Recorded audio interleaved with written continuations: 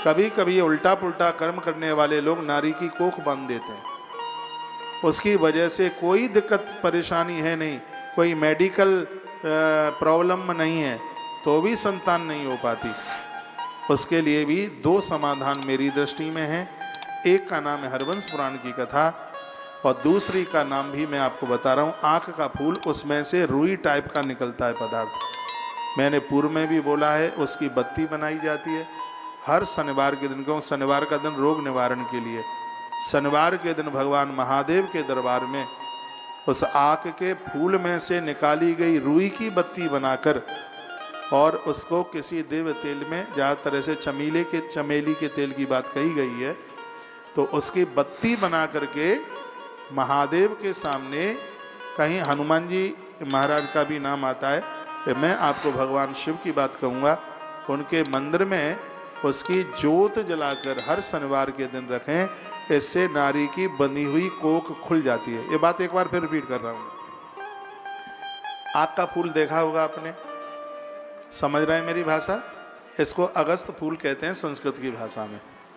तो उसमें से रुई टाइप की निकलती है अंदर से, रुई, और यह फूल इस प्रकार का होता है जैसे बंद कमल का फूल। कमल का फूल यदि आपने बंद वाला देखा हो तो वो भी इसी तरीके का होता है। उसको जब आप खोलते हैं तो उसमें से रुई निकलती है, उस रुई की जोत बनाई जाती है। हाँ, पलास के दोने में या पलास की पत्तल पर, आप सुन नहीं रहे, फिर मैं आरती करा दूंगा, आटे का दिया बनाया जाता है। इस आटे के दिए की बड़ी महिमा है। मूंग के आटे का दिया बनाया जाता है, उड़द के आटे का दिया बनाया जाता है, चावल के आटे का दिया बनाया जाता है, और गेहूं के आटे का तो दिया, जौ के आटे का दिया बनाया ही जाता है। इसमें उड़द के आटे का दिया बना लें आप।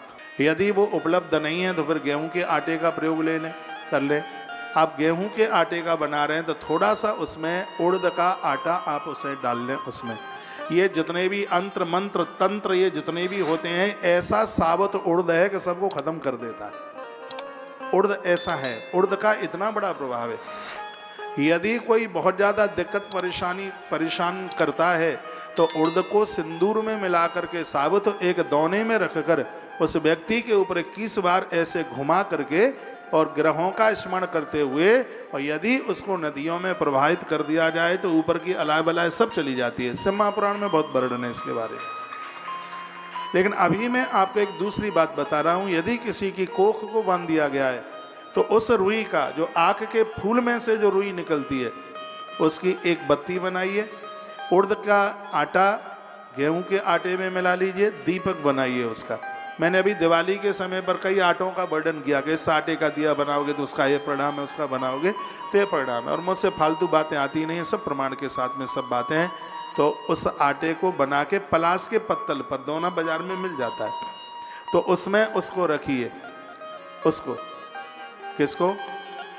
जो आटा आपने दिया बनाया है, उसको आप भगवान महादेव के मंदिर में आप उसको रख दीजिए जला करके, तो यह बड़ा अद्भुत हो जाएगा। वैसे तो मैंने यह भी सुना है कि समी के पेड़ के नीचे रख दो, पीपल के पेड़ के नीचे रख दो, तो बहुत ज़्यादा इसके परिणाम बहुत जल्दी लौट करके आते हैं।